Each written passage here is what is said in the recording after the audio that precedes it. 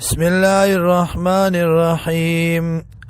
خلقکم پیدا کړی تاسو من نفس واحدة د کس یونا ثم جعل منها بیا وګرځول داغنا زوجها بیبی داغا وانزل لكم من الانعام او نازل کړی تاسو لرا د سارونا ثمانیه ازواج اته قسمه جوړی یخلقکم پیدا کئی تاسو لرا فی بطون امهاتکم پخیٹو د میندو ستاسو کی خلقن پا پیدایش بانی من بعد خلقن پس د پیدایش بلنا فی ظلمات ثلاث پدری قسمت یرو کی ذالکم اللہ دی صفتن والد اللہ ربکم ربستاسو له الملک دی اللہ لدی اختیار لا الہ الا ہو نشتد لائق دی عبادت مگر دغا اللہ دی فانا تصرفون کم طرف توار ولی شویتاسو ان تکفرو کچرت کفرو کتاسو فإن اللہ غنی عنکم یقینا اللہ بے پرواد استاسنا ولا یرضى لعبادی الکفر او نخوخی اللہ بندگانو لرا کفر وان تشکرو او کتاسو شکر باسا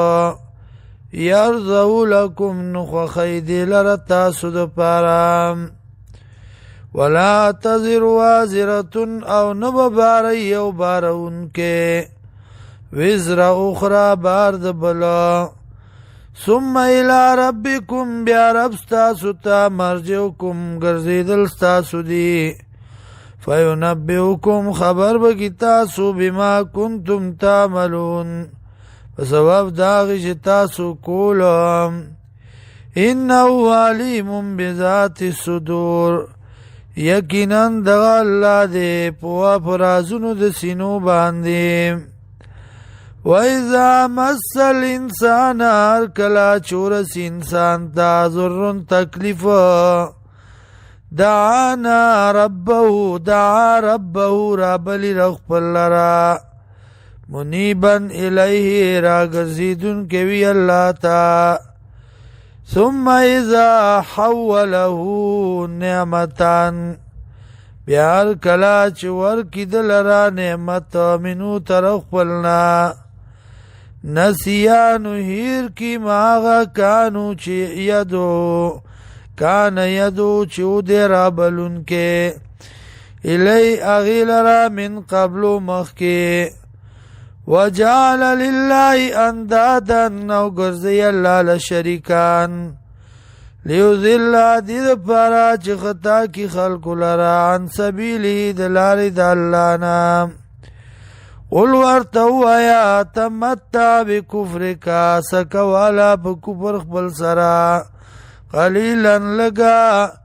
انکا من اصحاب النار یقیناً یہ تا د خاوندانو د اور نام